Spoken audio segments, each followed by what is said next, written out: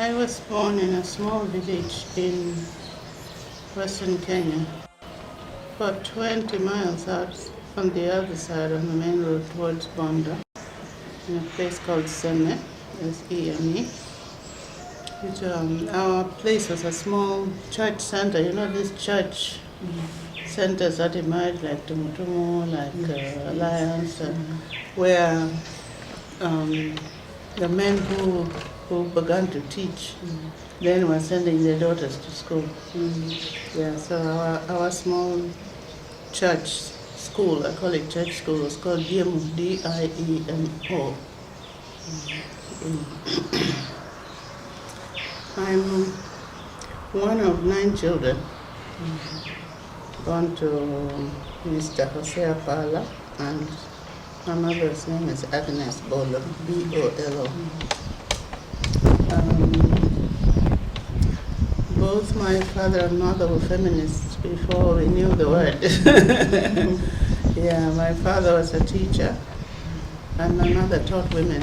My father taught school, and my mother taught women. And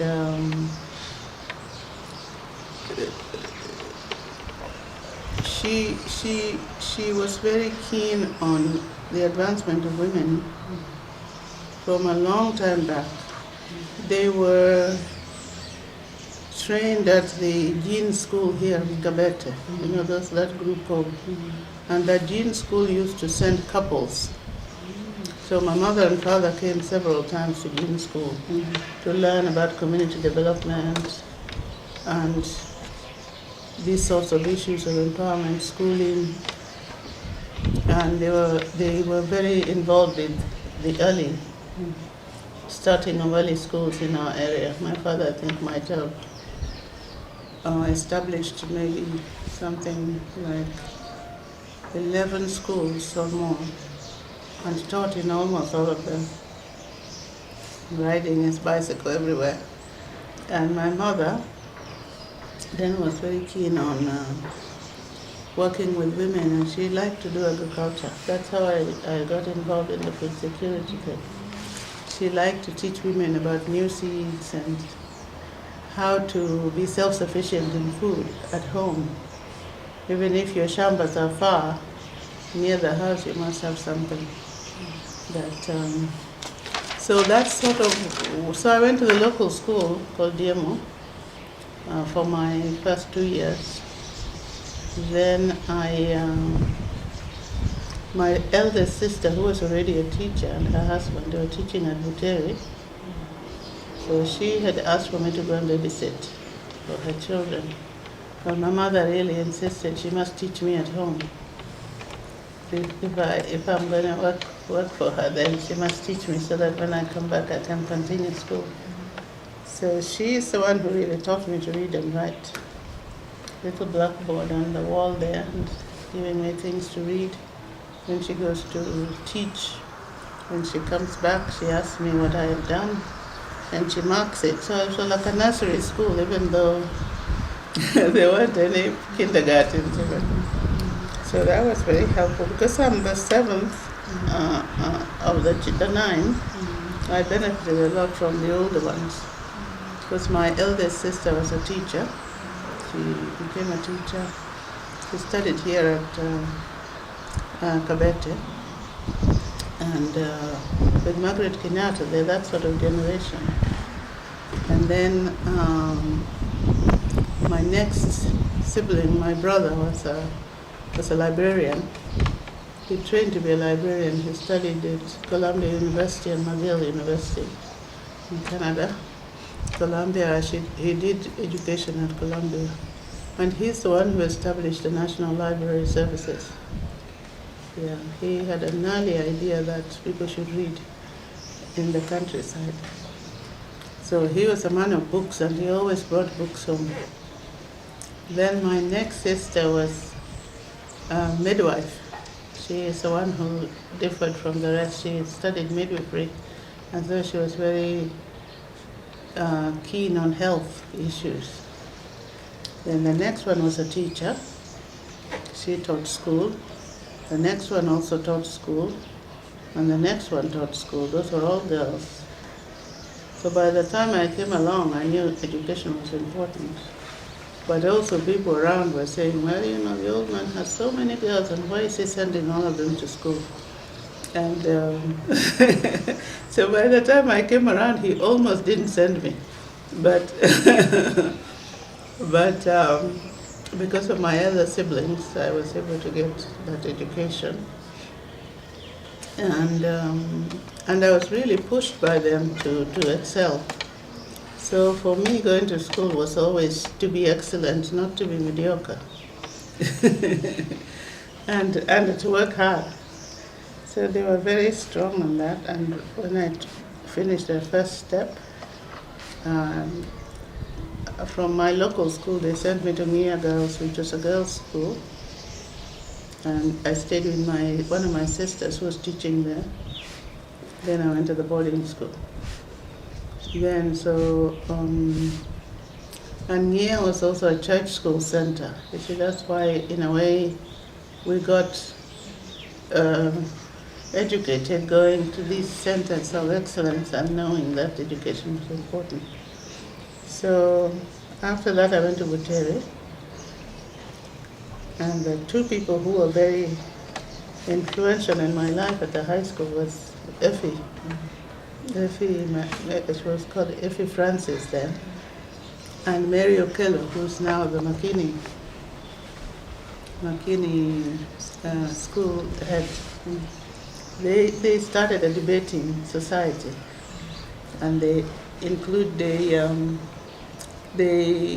recruited us first year to be trained to debate, which we loved.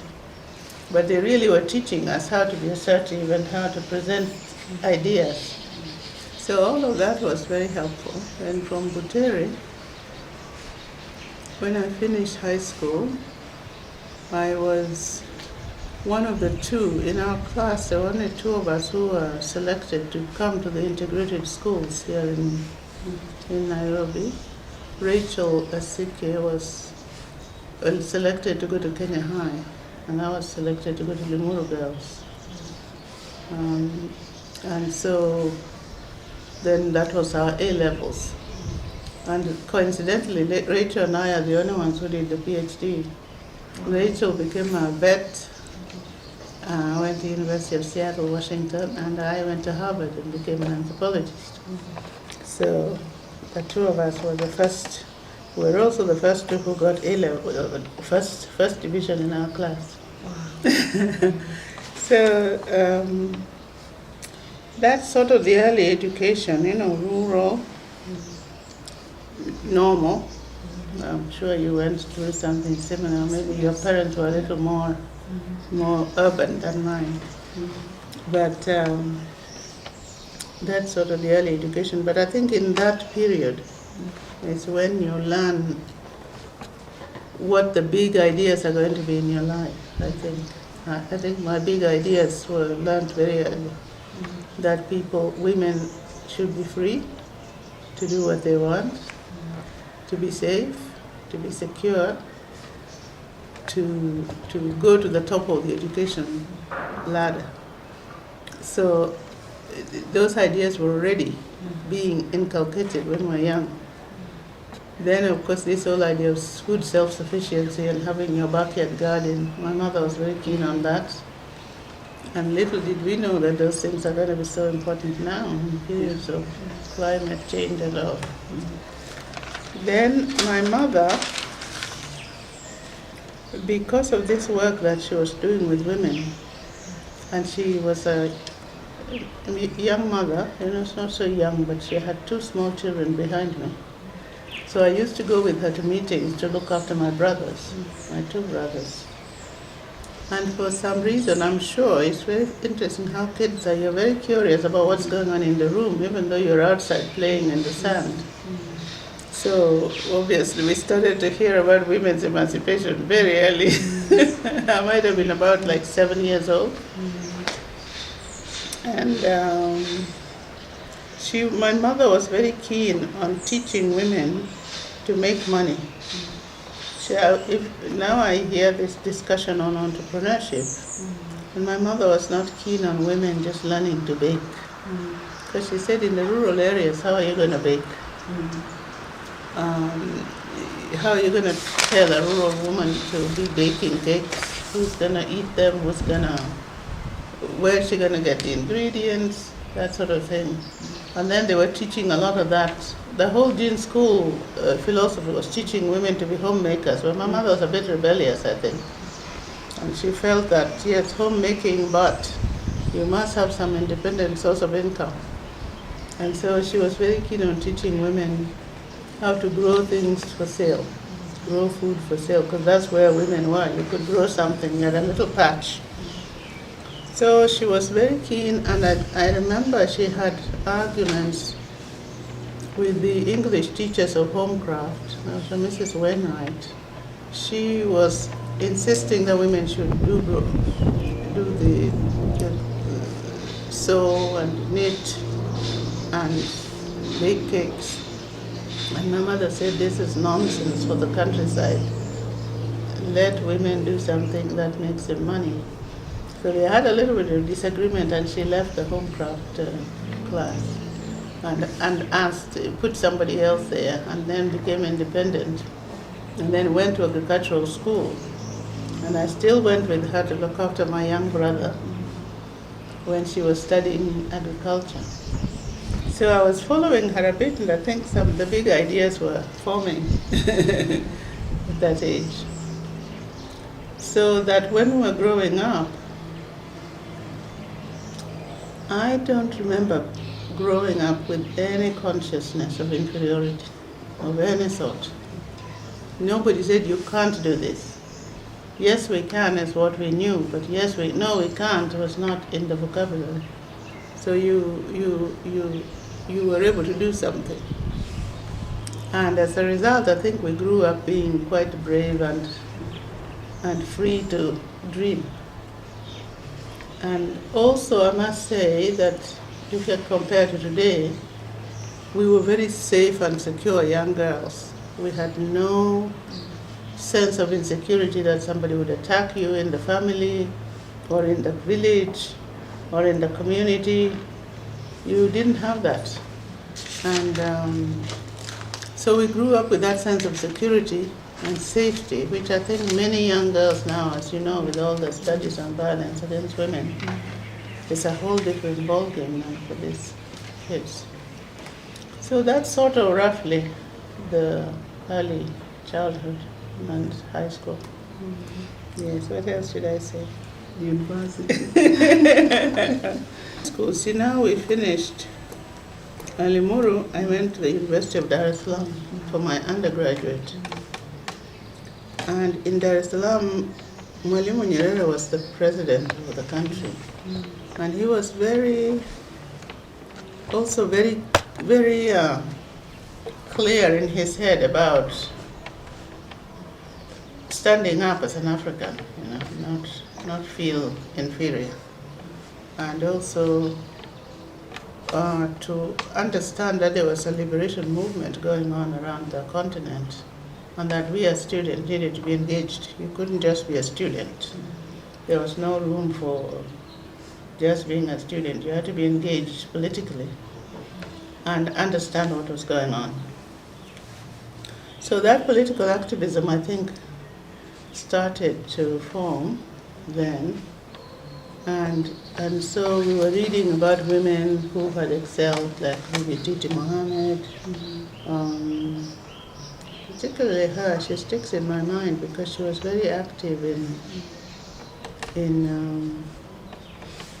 the political independent movement of Tanzania.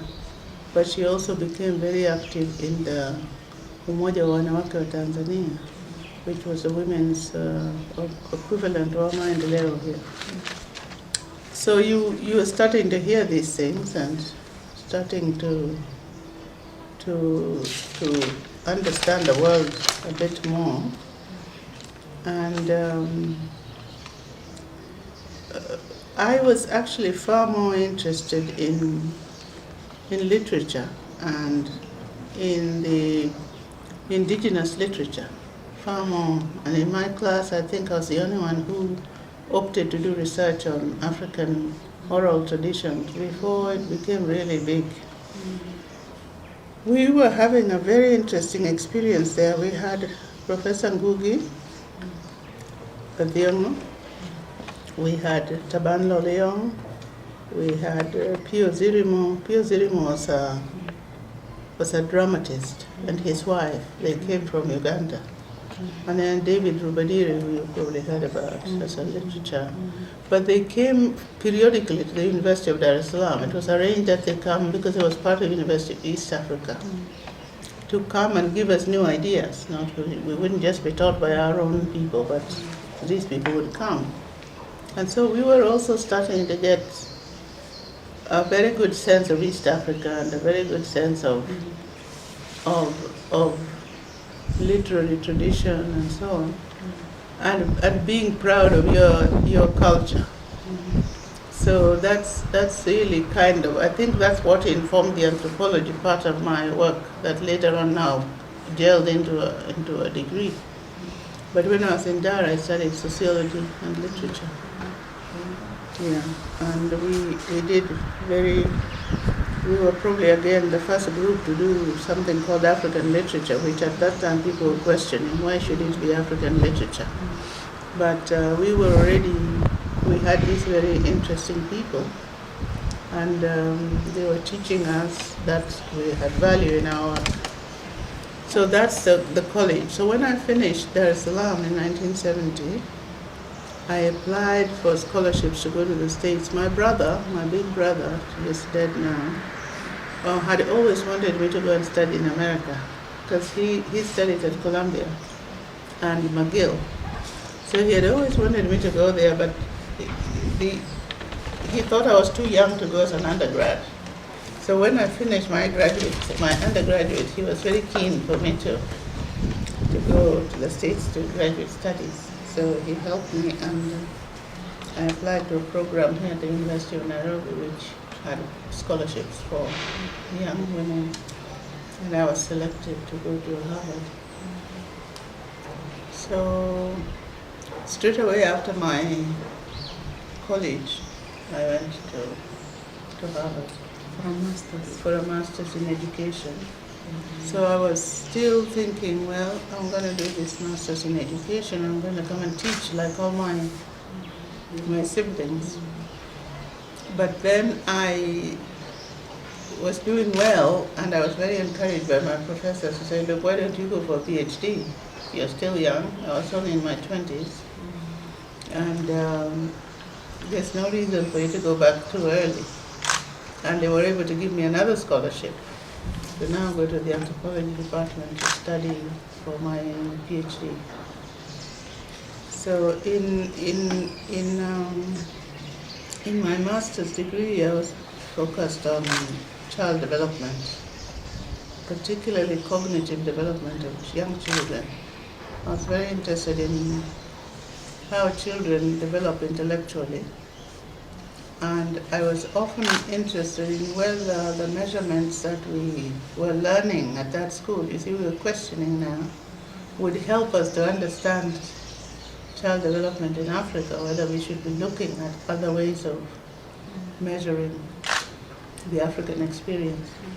So anyway, I went on to anthropology, and in that class is when I read a book one day that really changed my life. I think I was going to do my PhD on the Mau Mau rebellion, actually. And I had done quite a lot of reading and worked on it. Then my committee said, no, Mau Mau rebellion is not very anthropological. We must do something that's more culturally based. I said, well, it has a lot of cultural aspects. And it's something that came out of my Dar es Salaam experience, to understand why, the anti-colonial movement. However, I thought again, but this book I read was by Engels on the family and private property. And there was just one sentence there that said, the condition of society can be measured by the status of women. And that really kind of lit the bulb in my head, and I said, okay, this is a very interesting concept. If we look at the situation of women, we would then be able to see how far the society has advanced. So straight away I embarked on that topic. Around 72, 73. 73, yes, 73 is when I started when I finished my, because I finished the master's in 72, and then I entered anthropology that fall.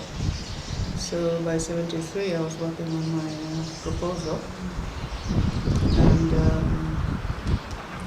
then I decided I should come back here to do that study here, so that I can try to test this hypothesis in our own setup. So that's when I did my master's on my PhD on the whole question of the position of women in rural areas. And then I was looking at this range of issues of agriculture, food security, the control of land. And that's where my land studies started to come from. Yeah, I became very impressed. I realized, it was the single most important thing that women needed to have in order to succeed in being independent. So I was also very interested in, because I've always argued in my work that under our own African traditions and our communities, women had some very specific positions of authority in society that helped to balance the relationship between men and women. For instance, in my culture, when a woman got married, she would have to be apportioned land in her house so that she can produce food. There's no such a thing as a woman getting married and having no land, because what would she eat? So she would have access to land, and then she would, and this was not questioned. And I know in many African cultures it's the same, the use of land, because we were using land as opposed to owning land. So use of land, and then so that's when I became very interested in this question of the legality of land, because to own land, what does that mean? And to use land. And I've actually preferred, I think I agree with Wangari Maathai on this one, that if we had stuck with the use only, we would not have had the issues of land that we have today. Because if you use land for your lifetime and then you leave it to the next generation, you have not taken away anything, you have just used it. But if you cut it and own it, and land is finite, after some time you'll get finished and then you'll be fighting over it. It's a concept that I wish we had pushed a little bit more, because African land traditions were not of ownership as such. The individual ownership is a very recent phenomenon. It came in the 50s when the British thought it was a good idea for us to have ownership so that we could feel we want to develop the land. But we were developing the land anyway without that ownership issue. We were using land, and it was communal ownership. And I think this is something that should really be at the center of the land debate even today. Even though we're cutting and fighting over it, eventually land will get finished, that is the fact. When it gets finished, people will have to fight. Either people will look for other means of livelihood peacefully, or people will fight for that piece of land, as we see now with the drought and fighting for pasture and so on. So it's an idea that I think we need to keep in mind. So that's sort of how my feminist consciousness developed. I really started from the view that we need research to be able to, even though we knew these things in the villages, we now needed the research to inform policy so that the new policies would respond to some knowledge, some facts. And so that's really what has driven my research. I'm very interested in knowledge and demonstrating things through facts, so that when you have a policy developed, you can say, well, these are the cornerstones of that policy, and this is the reason why we are pushing it. I think that,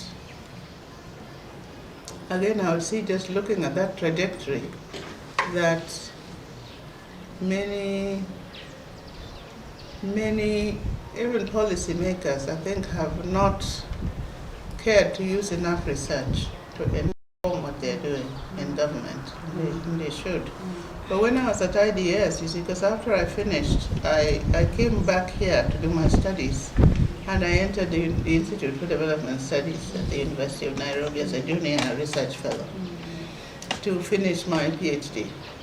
And there again I had a grant from Rockefeller Foundation to finish my PhD, because we were one of the few first line of women who are trying to do things differently.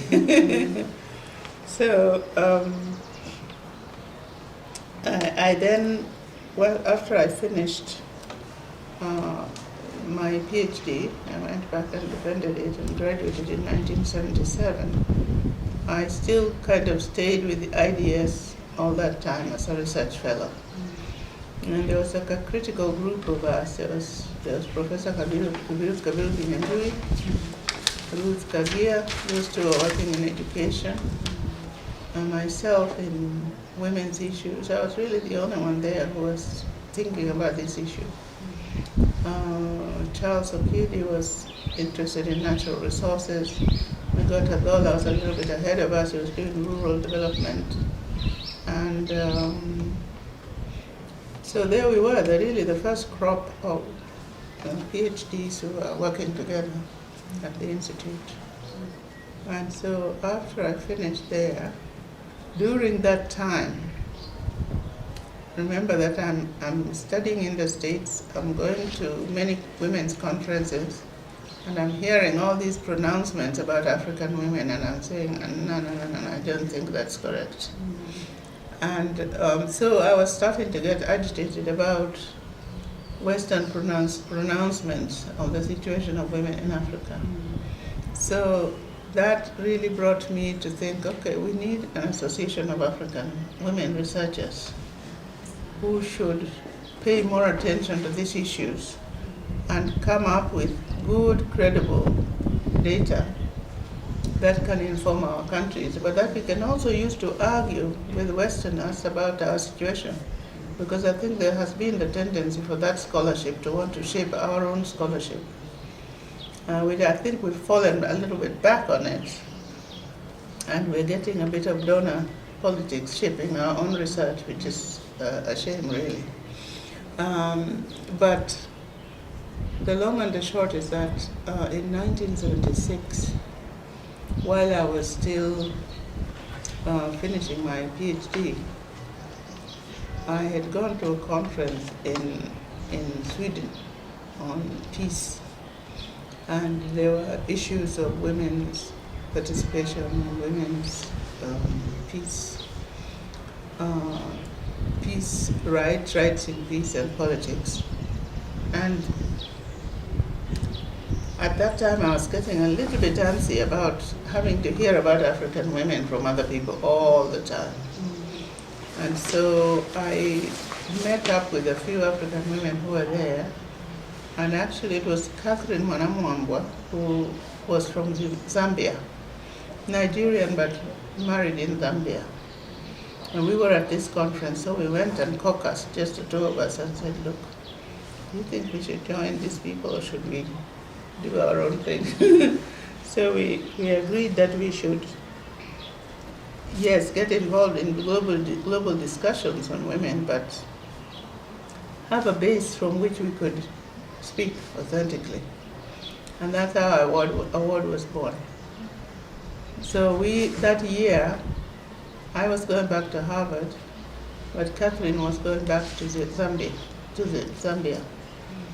And I said, Catherine, why don't you host us so that we can have a few African women come together and think about this issue. It's very important, and I feel that I can't go to one more conference in Europe before we do this.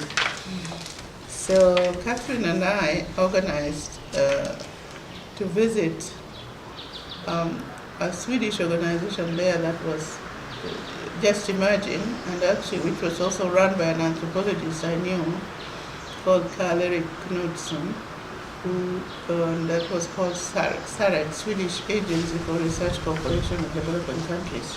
I think now it's folded into SIDA. But SAREC was very interested in our concept and the fact that we wanted this independence. So they were able to fund this first workshop. So I went back to Harvard, and Catherine went back to Zambia, and we put together a group. And in this group, there was, these are women we had met at different places. There had been the Wellesley Conference of 1976, which followed the conference of 1975.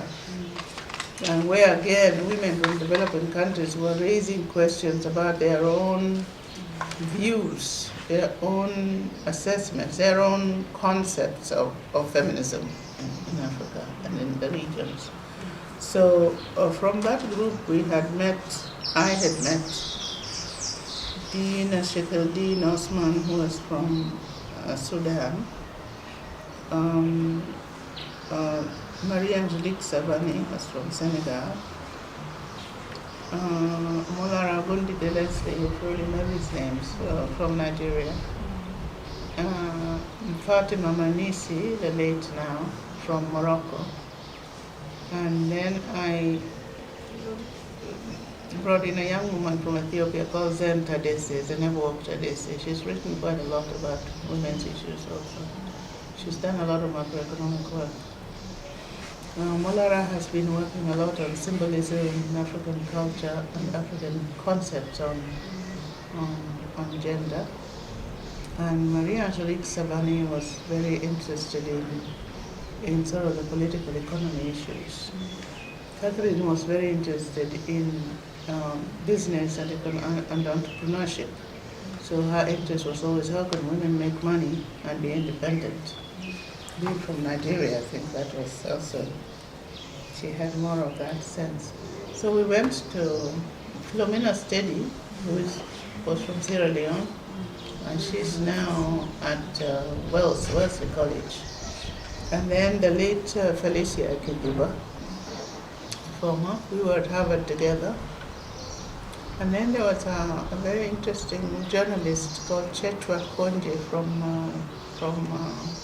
Malawi. Chetwa was really bringing in the journalistic side. How do we do research but also disseminate it? So she was very much involved in that. Then we had Sarah Longwe, who was then working in the library and was not at all a feminist, who we radicalized at the meeting. And she's become, you've probably seen some of her work, she's written quite a lot. Sarah Longwe. So we had a few, that was a sort of an initial group. And I was forgetting, the economist from Nigeria. I'll give her name in a minute. So that was sort of like the first group. And so we decided that's where we went to Zambia, to Lusaka, and had that meeting in the fall of 1976, and decided there and then and formulated this concept of AWWORD, the Association of African Women for Research and Development, and with the broad goal of unifying African research and not being barred by religion or geography or ethnicity, but to try to understand what is the situation of African women, how can we develop our own tools to understand our situation, and how can we go to a global platform with our own ideas instead of always being told, African women are inferior, because the European concept up to today, I don't think they will accept the fact that African women have power. We're always violated, we're always victims, and I personally don't like that view that we're victims of our men, we're victims of our situation. It's part of that old colonial sort of idea that Africa was not developed or advancing. And so we were rejecting that whole notion and trying to create new ideas. So that's where AWWORD came from.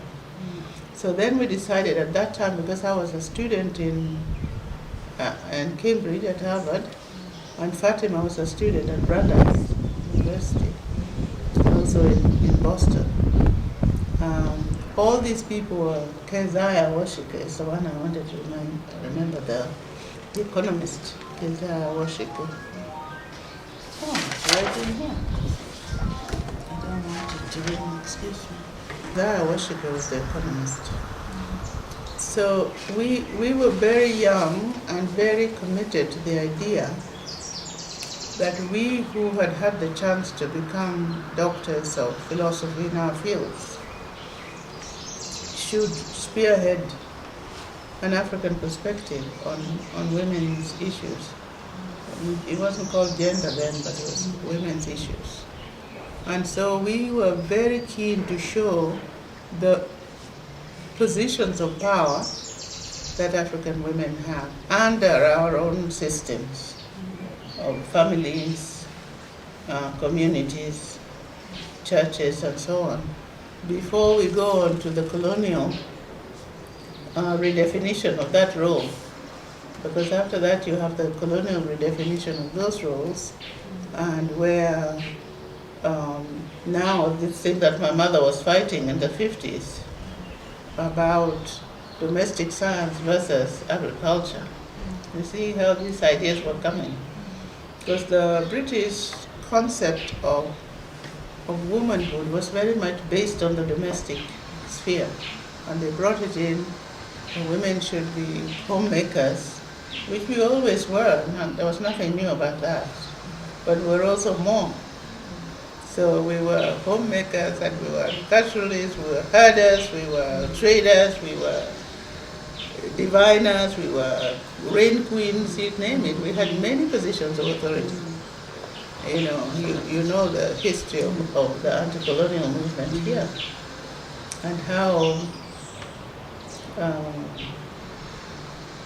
women who participated, were just now getting their names out from under, who participated in the anti-colonial movement, Katalini, Katili, and the woman who should have taken the Hariduku Road. Nanjiru, she should have been the one who should have been named after that road. But she's the one who derobed to tell people Hariduku must come out of jail. Yeah, so how it changed to become now Hariduku Road as opposed to this woman is another. This is now the debate that we have to be in. When are women going to be recognized for their own contribution? So that was the AWWORD thing. So we started work, and we selected Maria Angelique Savani and in Dakar, because she was the one who was at home. All of us were in universities abroad. And Philomena was at BU, Felicia and I were at Harvard. So nobody was really based properly at home, and Catherine was going to study in San Francisco. So Maria Angelique Dakar then became the center. And we selected her as the first president of AWWORD. And we had our first General Assembly in 1977 in December. And then from there we continued. But our main goal, our main theme was, let us get up and have a perspective, an African perspective on this issue, rather than always be reading what other people are saying about us and accepting those concepts, because we shouldn't really. That was AWWORD, and then after that I finished my degree, came back here and did more work, and then now I got involved in the UN because I got married to a diplomat. And we went back to New York, so I started to work a bit at the edges on the UN. And my first involvement there was with the 1980 Copenhagen Conference. I was hired by Lucille Mayer, who was the head of it. Lucille was Jamaican, and she was the one who was the Secretary General of the conference, and she hired me to be the liaison officer for specialized agencies and also to be the Africa representative in the Secretariat. So we worked together with many, so now I start to get broadened a bit. I'm working with many African women. We are now trying to bring those ideas of award into the UN so that when the delegates come, the delegates should now be thinking a little bit about what is the African agenda for this conference, not just going to a conference, because we tend to like going to the conference and go shopping. But we said, when you go to a conference, what are you going to do there? What are you going to bring? What African perspective? What are you going to say? And when you come home, what are you going to do with those ideas? So by 1980, we were very active. I came here several times on trips. I went to the Zambia regional conference that's held in Zambia. And Kaunda had agreed to host it. So we did that, and then Copenhagen happened in the summer of that year.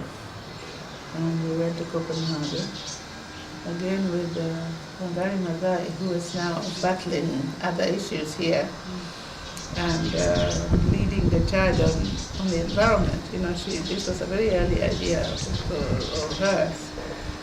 And we had a very big issue on women and the environment in the conference. So we were able to work with people like Wangari to bring those African ideas into the document. We also, AWWORD now, you see, AWWORD now has grown. By 1980, we were able to put on a platform at the NGO conference in Copenhagen. And there was a woman there who was, again, a Western woman who was talking very much about FGM, but from a very Western perspective. And we did a special, we collaborated. That was a very interesting thing when you have different platforms. We had the AWWORD, which was in the NGO forum. Then I was now in the government forum with the UN, and I had run the conference in Zambia. And there we had already got the African women to pass a resolution on how they want to tackle this issue. Let us agree it exists, but how are we tackling it as Africans? Are we going to be listening everywhere we go, FGM, FGM, as if African women are not doing anything else, you know? Women have been violated in many parts of the world, but it doesn't mean that they're defined by their violation. They're defined by other things that they do. So we were questioning that. But you see, we had a resolution already from Zambia by the African women. Then Somali was a country. So the Somali women and women from countries in Africa where FGM was an issue had already put together a resolution that was going to come to Copenhagen, because Lucille was very keen, as a Jamaican black, that she gets an African perspective on this issue, and that she doesn't go and be confronted by white women in Copenhagen about how that issue should come in the document and the report. So we were able to do that, and AWWORD held the fort in the NGO forum, and we were able to tell Franz Hofken, who was the woman who was leading, we said, you cannot lead this charge. You cannot be an American white woman of French origin telling us how to treat our bodies. That's just a no-no. So we were able to silence Franz Hofken and stopped her from handling this issue, and then the African women took it up and owned it. And in unison, later on, I will come to that, but in UNIFEM, then we were able to get African countries now to pass laws against female circumcision. I don't agree with this concept of genital mutilation. It's very medical term, and also I think, if truth be told, it's a way of creating the grotesque African, and I don't buy that. This grotesque, women being cut, being mistreated. And we knew, for example, that in the Middle East, you have what's called honor killings. Honor killing just means your brother can kill you if you go off with a man who he doesn't approve. They can actually kill you, and they do it now. In China, old China, women were considered pretty if they had small feet. So they had foot binding, which was a very painful process to bind the foot, so that the women, if you see those old Chinese women, they walk sort of on the side of their feet, because their feet were bound to make them smaller, so they could wear very small shoes. And nothing could be more painful than that. So we wanted to create a global awareness that women have been violated by certain cultural practices all over the world. And it's not necessarily in Africa where this is happening. It's very important to get a proper perspective on these issues. Not that you're condoning the violation of women, but you're not singling out Africa and making it look grotesque. That's the image that we reject. Yeah. So in the 80s, then I was doing that conference. After the conference finished, I came back to the University of Nairobi at IDS and continued with my lab research. Then, as I was at the institute, when we were in Copenhagen, it was with Wangari and Julio Diambo was the minister there. Then Rosa Rungolende was at the Kenya mission to the UN, and I was at the UN. So we found ourselves in a position where we could influence some thinking on holding such a conference in Kenya. So it was us who pushed for the 1985 conference to come here. And we actually went to talk to President Moi and his delegation to invite, because you see, you have to do the invitation at the conference, otherwise another country would take it. So we had to get the government of Kenya to invite the conference to come here in 1985. So that was really something directly attributable to my work and to the collaborative side. You have to work with a variety of people. So we had the conference coming up in 85, coming here. So now, that was 1980 when the government sent the telegram to say we're going to hold this conference. Then 2 years passed, I heard nothing. So in 82, I went over to the ministry to say, I know that a telegram was sent to Copenhagen that Kenya was going to host this conference, but where are the activities? Who is handling it? How are we going about it? Because we've already committed, no other country took it. So people were like, ooh, we forgot. So I went, at that time we had been working, again from my institute work with this research, we were pushing for the establishment of a unit in the Ministry of Social Services which would handle women's issues. And so we already had worked with the government people and had got the Women's Bureau established. That again is another area that I was very active in. Because we had said, okay, we're doing research, but to implement research you need policy, and to implement policy, to develop policy you need an arm in the government, you can't do it outside. and then we must collaborate. So we were very keen to have that women's unit, which eventually has now become the gender ministry. And the woman who we selected to head it was Terry Kantai. So Terry was already in the post. So I went over to Terry and I said, well, look, no, at that time Terry had left to go and study, and there was a new woman called Esther Wandeka. Esther Jonathan Wandeka. Esther was in charge of that department, which was called social development. They actually didn't have a women's bureau, but they had a women's unit. Imagine, it was a unit, not even a department in the. It was under the Department of Social Affairs. So now here we are going to host a very big world conference. We have no women's structure in the ministry, in the government, and we don't really have an NGO movement working towards this, because people had kind of forgotten. People go to conferences and then they come back and they're like, okay, when is the next conference? But they're not thinking of how you plan for that. So we then had, so when I went to Esther Jonathan, I said, there must be somewhere in government a telegram that came from the president in 1980 that requested to hold a conference here in Kenya. And now it's 1982, and the conference should be held in 85, and we haven't started, so we have to do something. So she was like, oh, I've never heard about it.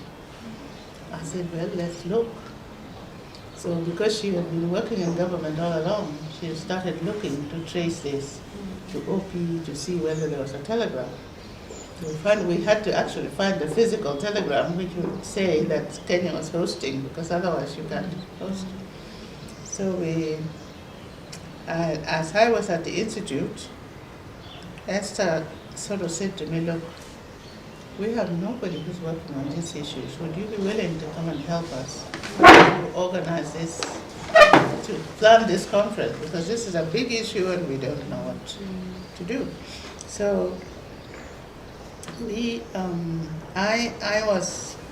Professor Senga was then the head of the IDS, and so he seconded me to the ministry to help Esther to try to get together some kind of document so that we can now go to think about the budget and how to organize this whole mammoth thing, because a world conference is no joke. So we started like that, and so I said to her that I don't know how government works, because I've never worked in government. But you know how government works. I know about research, and I know how the UN works. So between us, we can do something. So she said we should go now to we should go to the permanent secretary, who was James Muliro at the time. And I had met him actually when he was working in foreign affairs. So he was the minister, he was the PS he was brought to be PS in social affairs. It was Ministry of Culture, Housing and Culture and Social Affairs, I think it was called. And the minister, you would not believe it, was a Lloyd Tipperton, who had 100 children, I think had 20 wives. And he had no interest in women's emancipation at that time. He was, well, to his credit, he said, okay. So we went to Muliro first. He wrote a letter. The letter went to Mbala, who was the assistant minister. Then we went to see Mbala just to explain the conference. Then Mbala was like, if this is about women's liberation, we can't do anything about it. And I said, Mr. Minister, but it's not about women's liberation. This is a very big conference that the government has agreed to host on women and development, and women will come from all over the world, and Kenya will be famous. So he calmed down, and then he let me in. He wouldn't even let me in the door. So he said, okay, come in. So we came in and we said we needed to see the minister of antiquity at the time to explain to him what the situation was. So he then saw the letter and then forwarded it to the minister's office. So now we're facing the big man. So Esther and I, two little women going after this man who had no idea, no interest in this issue. But to his credit, as I say, he said, okay, I don't understand what you people are talking about, but if Ambala understands it, it's fine, let him handle it. He's the one, he was the assistant minister in charge of women's issues. Because there was women, there was youth, and culture. And the other side was housing. So it was another assistant minister. So he said, if Ambala understands it, you work with him and let me sign whatever you want. So to his credit, I have to say, he didn't rebuff us, but he had no interest in the substance of the conference. Anyway, we got that permission and then started to now mobilize for the conference, which then was held here. Yeah, so that was something I was very much involved in the underground. In the planning of it and the working and the regional conferences and so on. And the negotiation, because when a conference comes to you, you're the host country. And the host country must have certain specific commitments. So I helped the ministry now to develop a budget to go to cabinet, a cabinet paper that would then now authorize the money for us to host this conference, and we were successful. Yeah, and then AWWORD became the head of the NGO conference. Yeah, and so, but even before that, then we were very much involved with, when I was very young then, to help to organize the Kenya delegation to go to Mexico, because remember that was in '75. And again, the Kenya government had not been, they knew there was a women's decade that was declared by the UN, but they didn't know that we had to participate. So we helped to organize. Grace Githu, who's since then passed, needs to be given credit for working with me, because she and I were walking door to door barefoot. They were on shoes, but we were literally walking door to door to talk to people, but because there was no internet and there was no library of information, I just happened to know because of my research that there were resolutions in the UN which had authorized this conference in Mexico. I said Kenya must participate. So we got UNICEF here to support a series of local workshops where we now identified women from different parts of the country and then tried to get them involved. But when they organized the delegation, they said we were too young. Grace and I were too young, we can't go to Mexico. So they didn't send us to Mexico because we were not happy. They left us behind, but we continued.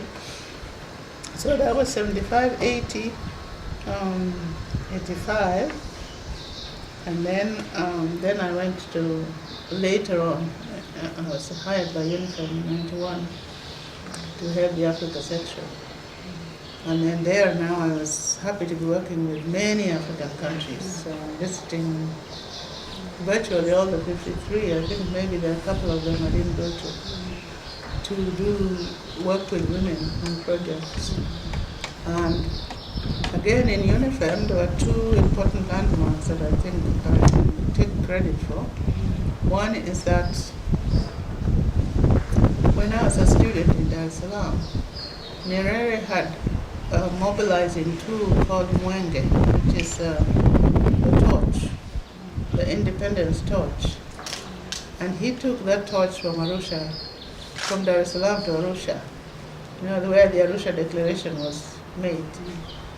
And I felt that that was a very innovative concept, to take a torch and walk between all the people and tell them, look, we're one Tanzania, we want to become one nation. And he walked with that torch and then had the Azimio la Arusha. And so I said to our people that I would like us to take something like a peace torch, use the same concept, Because in Africa we had lots of turmoil. We had many countries that were undergoing tremendous difficulty. Liberia was out, Sierra Leone was in trouble, Congo was in trouble, Mozambique was undergoing, was having issues with Renamo, and then up here in our area, Somalia had already broken up, and Ethiopia was in trouble, Eritrea was fighting. So we had a lot of issues of peace. And so we developed this concept of the peace torch. I had funded a program here in Nairobi, which was headed by Laket Dirasi from Ethiopia, who herself had been working with the Ford Foundation.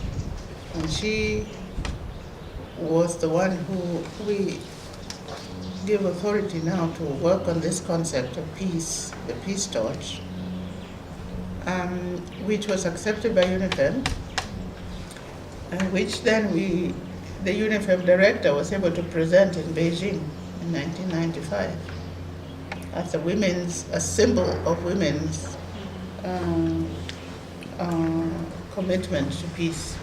And because Africa was very much in turmoil, we were the women who brought the torch to the arena.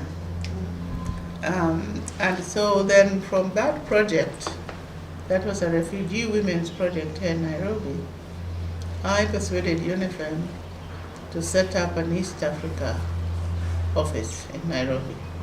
I felt that if I did nothing else in that office, there should be an office here in Nairobi. That was a UNIFEM office. So we were able to broaden that office from the refugee program to now a regional office headed by Laket, who was from Ethiopia. I also was very successful in getting African women to head all the Africa major programs that were funded by UNIFEM, because we didn't feel it was right for African women's programs to be headed by European women. They can give us money, but they must not direct the programs and the thinking behind the programs. So I hired a Mozambican to go to Zimbabwe, Honoana Welch, so she's now quite senior in the UN.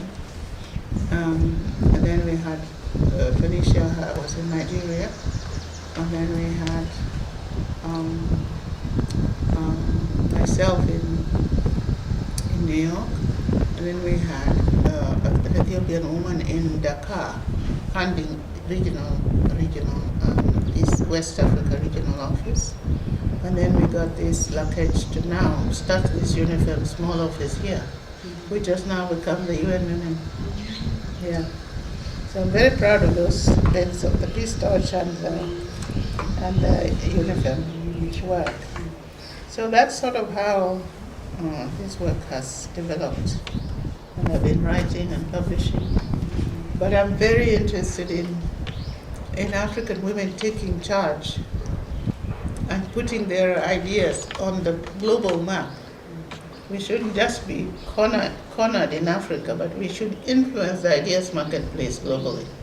And I'm very keen on that's why I'm very proud of that Peace Torch.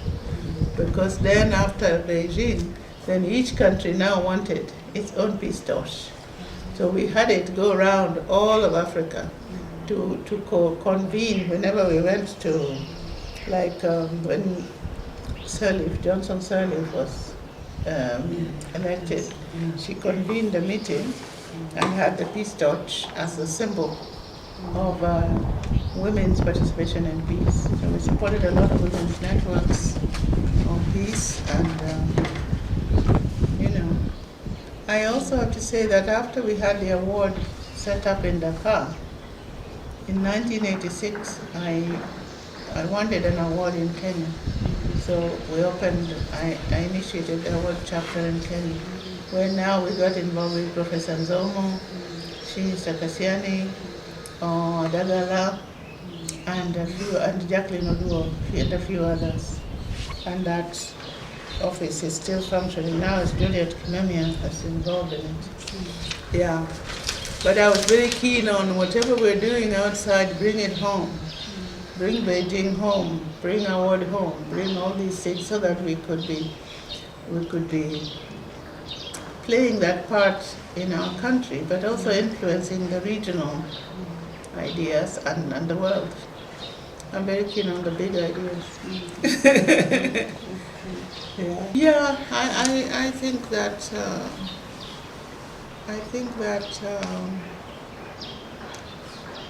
the backlash started off by, I think, many people thinking that by talking about women's empowerment, that you're talking against men's empowerment. It's not a binary opposition, but I think somehow the thinking has come around to thinking that if you're talking about empowerment of women, you must be not interested in men's advancement. And that's a very wrong-headed debate. So once that debate kind of began to develop, then people said, yes, these women are now very strong. They're talking a lot. Mind you, we were always strong, but we were not as organized as we are now. So I think this organizing at the NGOs was causing people some worry. And I also believe that when we got into the gender debate, we got a bit confused between equality between men and women and now suppression of men. You see, this has been coming, and I think the backlash has come from the lack of advocacy to sort of show why it's important for men to play a role in the equality movement. And that when they do, it makes women stronger and it makes men stronger. I have argued in my research that the African gender concept was always one of complementarity. The women were doing very many things, and if you look in every society, there are points of power that women hold. And because many of these points had kind of gone down with the colonization, now trying to get them up looks threatening. And I think that's where some of that thinking came from, where now we're crossing wires between men and women and not allowing ourselves to collaborate and not allowing women to be strong and be women, because we can't be men, at least in my book. We'll just be women and the men will be men, but we should have a sort of a collaborative group. But I think that backlash has been the result of the thinking that crept in, and I think some women have been also to blame for that thinking. Because I hear a lot of women in politics saying, well, I just got into this on my own. I didn't need women to push me. Now, that's not the issue, because they know very well if there was no women's movement, they would not be there. If you ask Phoebe Asio now, you ask Julia Odiambo, Maggie Gona, people like Eda Gachokia, Mary Ochola, they will tell you that it was not always easy to become who they became. But I think for that argument now to be twisted to become women against men is a very unfortunate thing. And that's where the backlash has come in. And I think the women's movement, which has also slowed down, I must say, should work towards getting back that thinking again straightened out. That it is not about...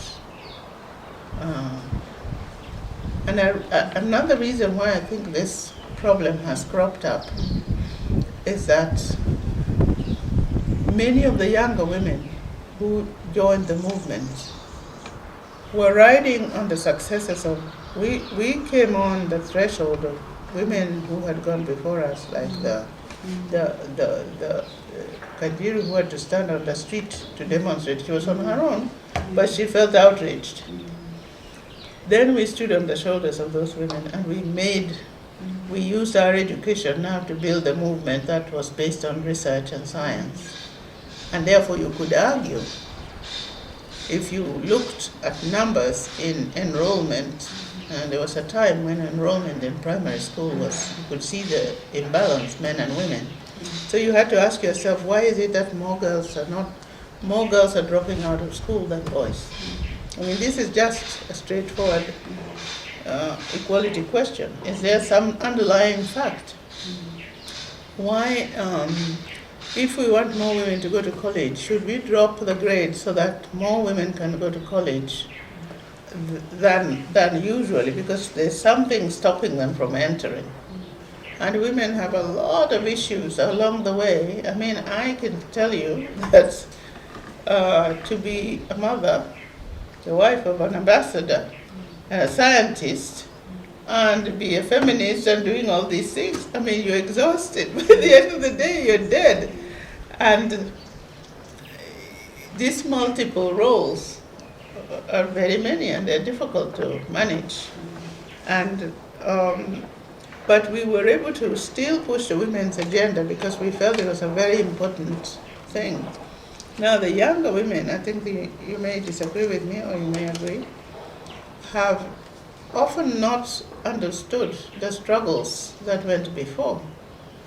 And so, now women want to be entrepreneurs, women want to be doing things kind of on their own. I don't want to be in that movement. I'm just a banker. I'm an entrepreneur. I'm a university lecturer. Why do I need the women's movement? And they have no clue that they have become a banker because we were there before.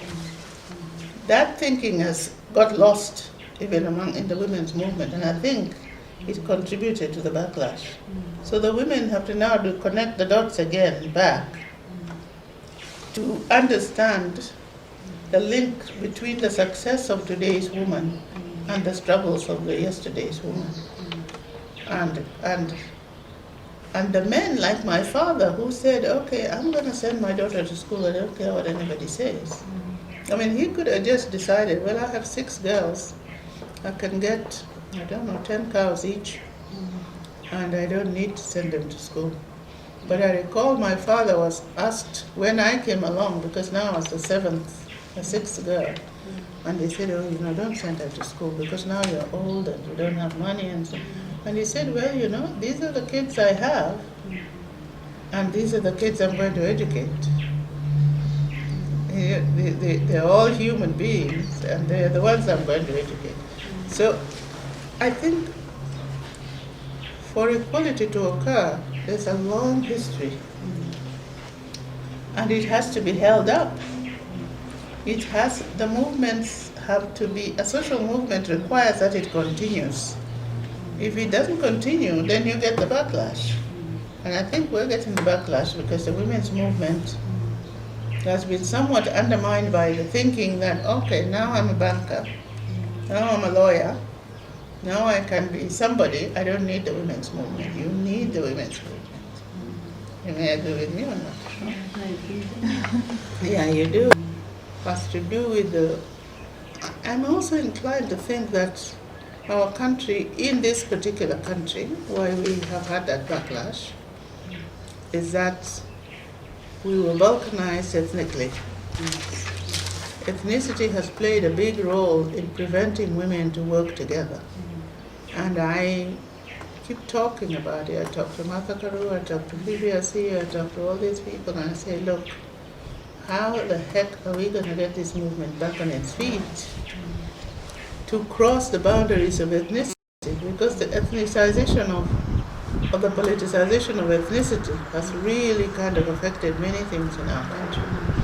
And that is to be regretted. I think the Law Society attempts to keep steering things in a certain direction. But I think our biggest challenge in this country is that many people have now chosen to think that they are from one ethnic group or another. And that's what's important. That's such a damning idea. Because the way this country was won was not on one ethnic group over another. It was the movement of Africans for independence that gave us this country. And that same movement is what gave us the Constitution. So now we decide, okay, we have a national constitution, but we have ethnic identities. So how is that going to be implemented? And so I think that is a challenge that we have to work on. We have to knit the fabric again. It's getting torn a bit. They remind me because we have views about these things that can be shared with younger people.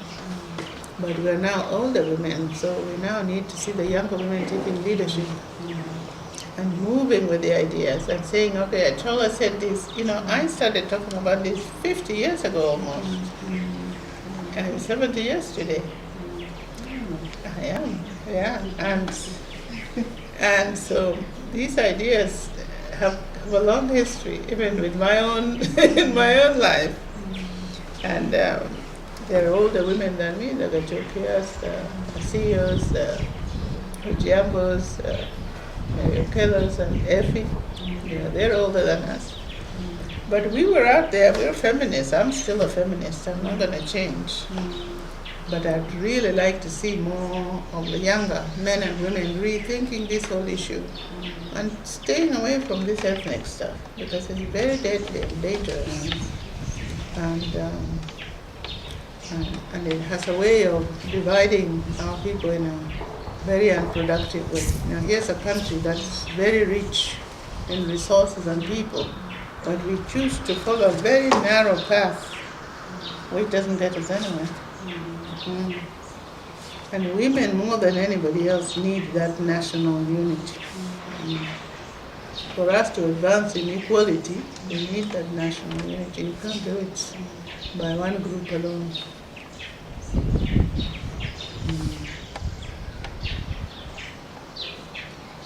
And movements have backlashes, social movements have backlashes, but it depends on the leadership now to resuscitate the movement and build it up. AWWORD has been a big, long journey, but every time it was about to fall and running off to Dakar and saying, look, you cannot let this organization go down.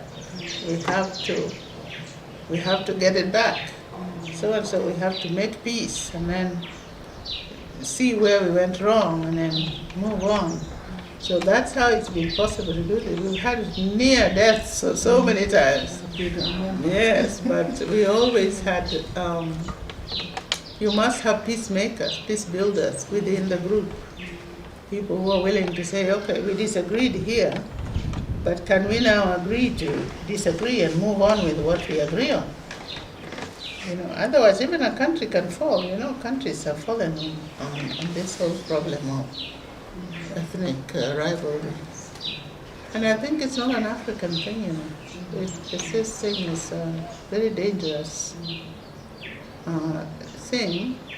As you know, all of you are younger than me, but in the early days, we went to these very mixed schools, and you just were Kenyan, studied, and you never had any of these difficulties in school that arose out of your being ethnically different. There was no such thing. And I think our generation there, we have many friends who are still close from different ethnic groups. But I think the politics has sort of become a bit of a, what is the word in Swahili? Inawasha moto sana. Inawasha moto kwa kila kitu. So that between us, the politicians are busy washing moto, and we're allowing them to do it, and it has costs.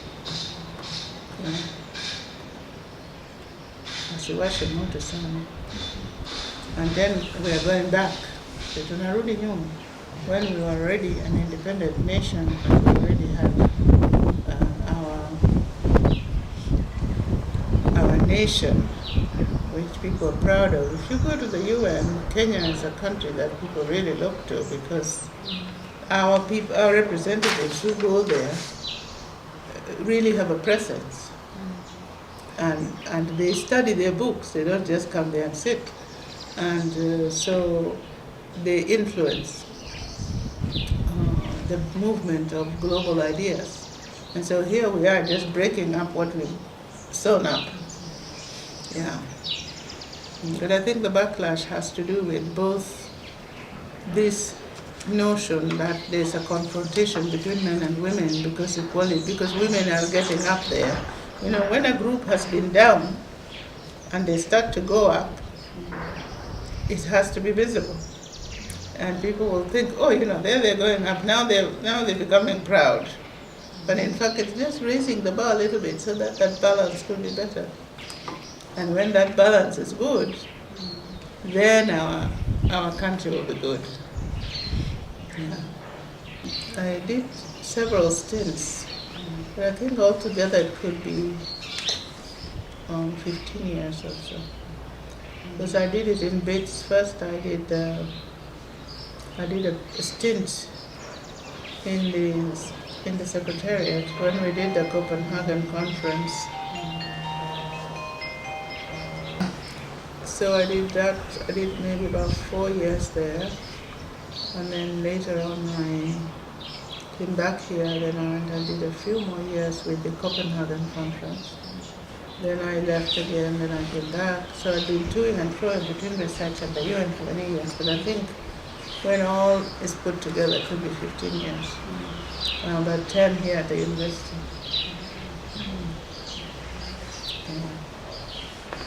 What have been your latest projects? I've been very interested in issues of climate change and how women are contributing to, and particularly because my focus has tended to be rural areas. I'm still very interested in how rural women are helping to propagate indigenous trees that can withstand the changes in climate.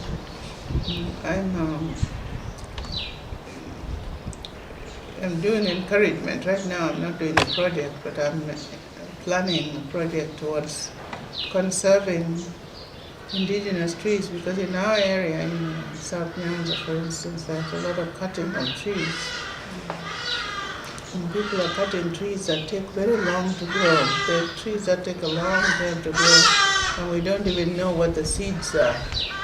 They tend to self-propagate. And we must go back to looking and seeing what those trees look like, because they're adapted to the ecology, and see how we can get local people to use their knowledge to enhance the environment. So that's one of my big concerns. Lately I've started to sing. I'm recording some songs because I'm a Luo. I have felt that many of these songs are going to disappear. I hear young people are dancing to many different things, but in Luo there was listening music and the funeral music, this music of different occasions, and we knew them when we were younger. So I'm collecting, as a researcher, I've been collecting the songs and recording them. And yesterday I did a voice test to try and see if I can do an album to persist, and writing about our parents and trying to get some research done to put together the history of the women's movement as we know it. You know, just these kinds of things that I'm telling you, it's not too many people know about them, and they should know about them. Yeah, that is my interest in. Yeah, conservation. You know, there's a stint there I did after I finished work at the UN in '85. I joined the CIPE because I was interested in understanding how the scientists work and how we can get them to be more interested in going to the villages and showing people the science as opposed to talking about it in the conferences. So I spent about 5 years working with the CIPE, getting them to set up social science programs within their scientific agenda, so that when they go to talk about the insect biodiversity in a particular community, they can also understand that the community has knowledge about those insects, and that the community is the what shall I say, is the implementer. If they don't know what the science is doing, then the science is just going to go on in the classrooms or in the institutes and not in the community. So I'm very interested in that whole question of science for community and how to get the scientific institutions and the universities to put a little bit of time towards bringing the science to the people. So I'm planning now to work. I've approached a few university botanists to see if we can work with them to bring their students to see these indigenous trees and learn about them. In fact, one of these phone calls I'm getting is somebody who was going to get the book, the Kokoro book on the botanical names, because they're medicinal plants, many of them in the countryside, which will disappear totally if we don't record them. Yeah, so those are the issues that I'm interested in. I'm also very interested in young people, how to get young people to be more driven. I mean, I hear these debates about we're being left behind, nobody's talking to us. And young people have this rather complaining side. But when I was a youngster, as you've heard from my history, we were in our 20s and we're knocking on doors saying, here we are, the Mexico conference is coming up. Yeah, so I think that youth need to go more forward, and not only go forward by throwing stones, but to get involved in community work and get involved in we're developing a society in which too many people think about entitlement. If they see me now, they would think, oh, she has a big house and she's very lucky. But it's not a matter of luck. It's a matter of work. I did do something about it. I used to have a director who said, good luck is the residue of design. You have to design that future. And I think young people need to design a future and then get people involved in realizing it, as opposed to saying, well, you don't know, you don't understand me, which is fine, we may not understand you, because you're dealing with very many new things. But how will you make those things be understandable to other people so that other people can join that movement, youth movement for change? That's where I also think we have a disconnect. Yeah, those are the, I like music a lot. I play music. I read a lot. Now I'm a bit free to do my things. I'm saying I'm de-institutionalized finally. So I'll do the things I want to do. The problem is, what do you think can be done? What do you think people like Alison Saliba have been able to do that our women have not been able to do? Because even they are farmers. Well, this is an old problem. If you take countries like Sweden, Norway, Finland, Denmark, which have had the highest number of women, apart from Rwanda, of course, women in parliament, there were two key things that I think helped the women to move forward. One was that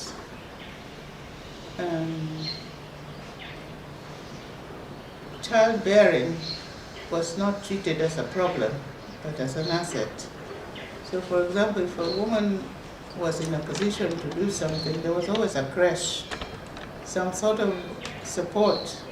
Because I tell you this, the single largest, I think, issue for women is how to combine motherhood with work.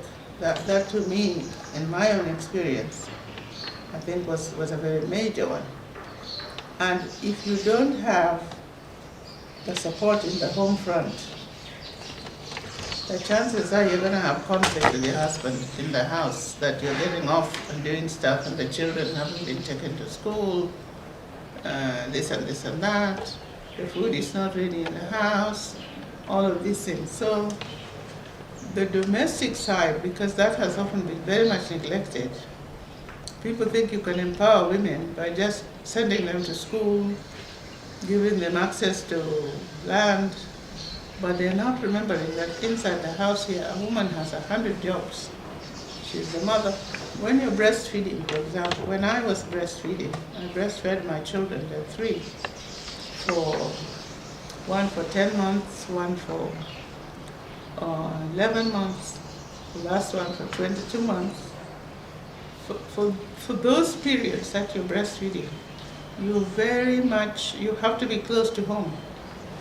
And you can't even go out for a whole day and not come back, or not have an opportunity to come home in the middle of the day to breastfeed.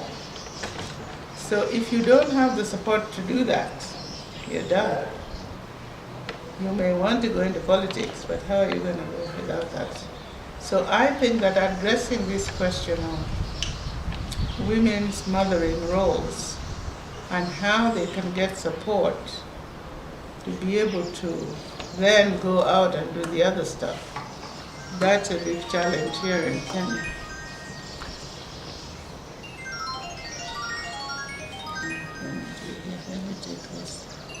And people have sort of not thought about it. Imagine, I don't know if you're married or not. Are you married? Yes. Do you have kids? Yeah. So you see that whole rigmarole of handling kids in the house and at work. Sometimes one person has to be working more, the other one more with the kids. And the more time you spend with the kids, the less you get on the work side. And your cohorts will go ahead of you. And always our male cohorts go ahead of us. Even for me, who's a professor now, when you look at the let's say the positions that men of my generation have held, there'll be a difference. They'll be considered they're considered higher, they're more visible than I am. I mean, I try my best, but there are very few women in my category who are visible enough to compete with the men because of this whole imbalance. And although I think people have not thought about it very much, I think, for instance, if you had to have a policy that would give women more time to work later in life than earlier, they would use the time in between to bring up their kids and then later on get back in the workforce. This is what these countries all have done. They give women like about 7 years in between, and you are supported with a creche. You take your child to school, you get training. You know, you're not just sitting in the house and having these 8 children and then waking up and finding the time has gone. You know, so it's very tricky, and it's a very silent issue. I think women don't talk about it very much. Men don't talk about it very much. But breastfeeding alone, sitting down with a kid just to breastfeed, takes about an hour. And then when you walk just down there, the kid wants to drink again, so you have to sit down. So you just really, in that period, you're there feeding this child. And human children take a long time to bring up, a very long time compared to other animals. And the larger burden of that falls on women. So this is something that people are not thinking about in connection to the access to the political ladder. And then, so when you go to the home front, then we don't have the ideology that says the man can stay at home while the woman goes to work. If your husband is it's not as famous as you are, you're in trouble in Africa. You're in trouble. Because people will say, oh, you get a lot of downside. So that sort of thing, which has been removed for women of Scandinavia, that's why they're so far ahead. Then you have official leave of 9 months, which the husband can take, or you can share between husband and wife when a baby is born, or the wife can take that 9 months, but they're paid. So they're in the payroll, they don't drop out of payroll. And see, so we drop out of payroll, and when you drop out of payroll, when people see you pregnant, they think, oh, I don't know if I can hire this guy. Do you get that sometimes? People will think there's something wrong with you. It just happens that there's a baby in there, but everything is fine. And you can work. But the image that people have is that, oh, if we hire many women, they're going to be taking too much maternity leave. I know you hear that all the time. And then we're going to lose work.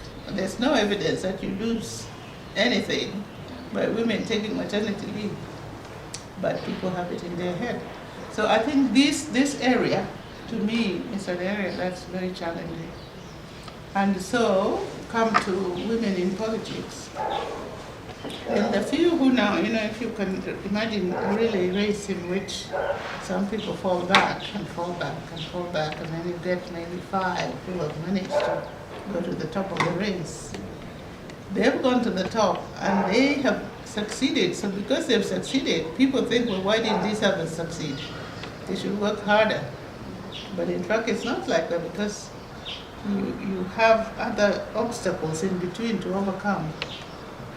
So I don't know, now it's something that younger people have to take up in a sense, but I feel the whole issue of pensions, for example, women should be able to, this is my theory, the women should be able to have more years of work after the retirement age, so that they can accumulate more money when they're more confident, and when their kids are grown, they will have the money. And then their husband will have money, and their kids have grown, so the responsibility of paying for children will be over. Then she can really accumulate some real money. Because when you're younger, you're not accumulating real money, you're just spending the money on the children, on your family, on your brother's fees, your sister's fees, and this. So I think that whole area of work and money is a real obstacle for women getting into politics. There's an attitude aspect as well, because you see very many women will campaign for a man and they won't campaign for a woman. This, I think, has to do with this whole idea that, oh, I just did it myself, because the women who succeed in politics will say, I did it myself. I didn't need anybody. But in fact, if you look closely, that woman has a very strong husband who supports her, or a brother, or some family member who really give them the backup. Women need that backup, and I think frequently it's not there. So when you want to run for office, you don't have the right backup to take care of this other side of the invisible work. To me, I think that's a very critical issue that needs to be looked at. The ideology then follows, because then if you don't, so-and-so has been having children, she didn't go to school, she didn't finish this, she didn't finish that, she's just been having children. So this idea that you've just been having children and not finishing is already like a negative. It's to school. And until the middle class rose, and they valued education and they put their kids to school, you didn't have the girls. That's where we are with the politics. We're still stuck in the imbalance, because there's so many things holding the women up, and nobody's willing to accept that they're holding women up. I mean, I did some conferences with some, I did some workshops with women in Scandinavia. and you could maternity leave is very long, it's almost a year. The husband can take part of it while you go out and start getting familiar, and then you don't lose your place in the payroll, which means you can go back, and if you are due for promotion, you'll be promoted. People won't say, oh, she was pregnant, why is she being promoted? You see, so that's where we haven't got in our countries. Rwanda, I think, has done something with affirmative action, but I've always said that these countries like Rwanda, Uganda did it for a while,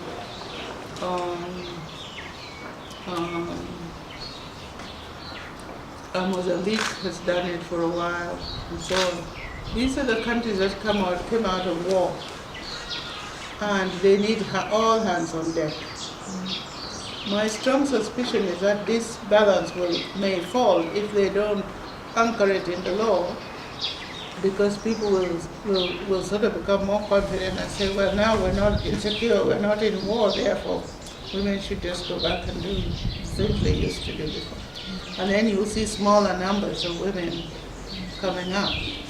Uganda started very well, but once Museveni got settled, and the whole thing came back again, and all the women who had gone in affirmative action, many of them tried to run for open seats, and then nobody else was taking the affirmative action seats. And they've never asked, why is it that nobody is going to take these affirmative action seats? They're free. Why are the women not going? What's holding them up? There are money issues, but the big thing is domestic issues. The women can go and campaign for somebody, it's just a few hours a day. But when now you have to have this long march, see how Martha has been struggling. She's done everything right, and she could have been elected to higher positions. But there's always some obstacle. Once she gets there, oh, she's too strong. Oh, this and this. And so, they're 100 hours a day and have not been threatened by their progress. Yeah, but I think once you have that imbalance in the house, the woman will say, oh, I don't really want to upset the apple cart. And that's so they will say that. Yeah. Yeah, so I think we need to do more. In fact, it's always interesting because people look for the political answers in the political arena. It's not in the affirmative action. It's in the domestic. If we untie that part, we will see those seats taken. But as long as we don't untie this, you have to pay taxes. You have to drop out of the payroll. If you've been pregnant, you want to have your 3 kids, so you have them in a row, then you fall back. And if you are not really a self-starter, you might get very discouraged and say, oh, I'm just a housewife. But that's just not going to get you anywhere. But I also think there's a lot of ideology for inferiority by women. Because in the past we have been begging. The proverbial traveler who is sitting in the train with a bag on his head. And people say, but now you're in the train, you can put the bag down. They're still holding it on their head, thinking that they're walking with the bag. So I think women still have a bit of that burden. I think that discrimination, now I've seen how racism has worked in America and in South Africa. And I've seen how gender discrimination has worked. When you have a group of people discriminated against for many, many years, for 100 or more, it's very ingrained because their survival has been in accepting the position of being lower. If they try to rear their heads, they're killed. They're sometimes divorced. They are, with Black Americans, you've seen the history. Any leader who came up was either shot or put in jail. And it's been a struggle that when you get organized and ready and you have 5 leaders and they're killed, then you really have to think about it and say, okay, now we have to wait a bit. So many years pass before you really go anywhere. So I think that discrimination as a practice of keeping some people aside or keeping them lower than others has a very detrimental effect, and it's a very long-term thing. And alongside our search for political positions, we need another program for decolonization of the mind. You know? Even for Africa, it took a while. Yeah. And South Africa is suffering now from that. They have the political power, the ANC is in power, but there's so much bedrock of discrimination that people have endured that they have not addressed. So, you know, South Africa is a Molotov cocktail waiting to explode as far as I'm concerned, because they have not addressed the issues of discrimination. The African Americans have really worked hard for many years. And you see now Trump has come and he's trying to unravel all the civil rights. So every time you make a surge and you make success, the people who are in authority feel threatened, so then they have to come at you very hard. And then you fall back. So it's a very stochastic movement. You have to keep going and coming and going and coming. And that's why I say that the women's movement cannot afford to have a chasm in between.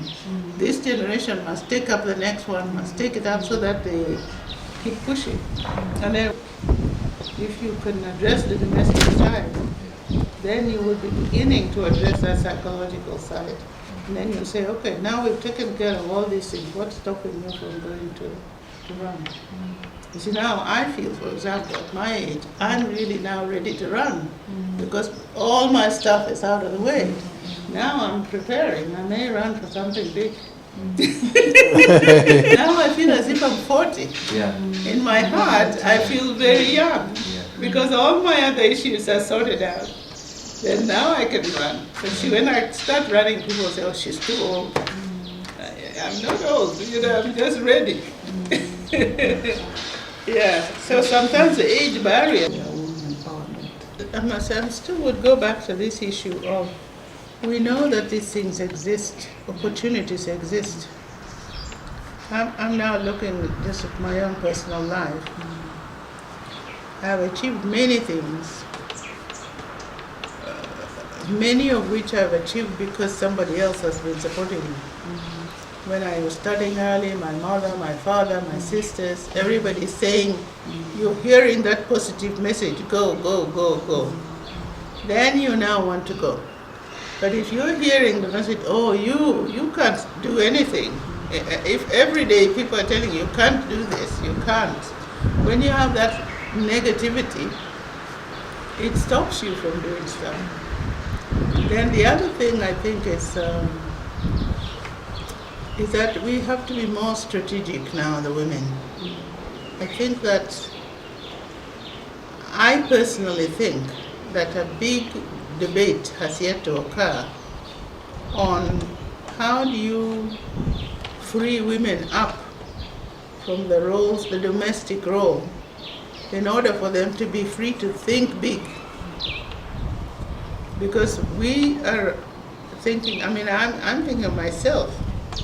When I got married to my husband, who was a diplomat, and I was already a senior fellow at the university, because I had very small children, I couldn't just let him go by himself or with the children. Either he would go alone or I would remain with the children. But then I'm saying to myself, what's the value of these children growing up with me and their father being a diplomat in New York? So when I left my job here, then the university clamps down on me and says, okay, that's it. We won't give you the job back. They give it to me once, but when I went a second time, they said they couldn't give it back. So then I lost and I had to now find a new track. So I think that we as women in the movement, this is why you really need a movement. You can't do it by bureaucracy. And I think even though we have the Constitution, which we have all worked on, it was a result of a movement towards that equality. And now that we have enshrined in the Constitution. Now we have to look and say, okay, what's really holding us up? And when you now start looking at the bureaucracy, where people work, and you see how domestic work is not supported, most families now will need somebody to help them in the house to be able to get out. That is money. And sometimes the way it's planned is the woman pays the domestic worker, pays for food. Then if she doesn't do that, who's going to take care of that? If she decides, okay, I'm going to go and take my second degree and not have the money to pay this person, you see, that whole household is going to be in a crisis. Even if the man is working, he can't handle all of that. So I think that old model of man is the breadwinner and woman is the homemaker is gone, it's finished. We really have to create a new model of addressing the tasks that need to be done in the household and monetize what can be monetized, so that there's some kind of incentive for women to be able to go out, and for husbands to see that, okay, if she goes out to do this, then we're still protected as a family. We're not losing everything as a result of her.